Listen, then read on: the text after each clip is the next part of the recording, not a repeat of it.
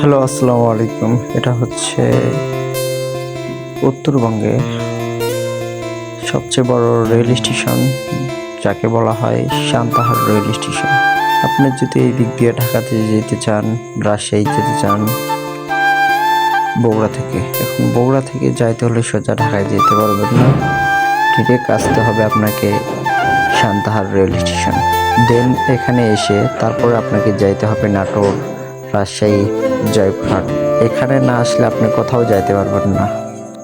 এই রেল স্টেশনটা এত সুন্দর, আমি প্রায় মাসে 10 থেকে 12 দিন এই রেল স্টেশনে যে সময় কাটাইতে আসি। এত সুন্দর 6 line, 7 line, 8 line rail station, না গেলে কখনোই বুঝবেন না।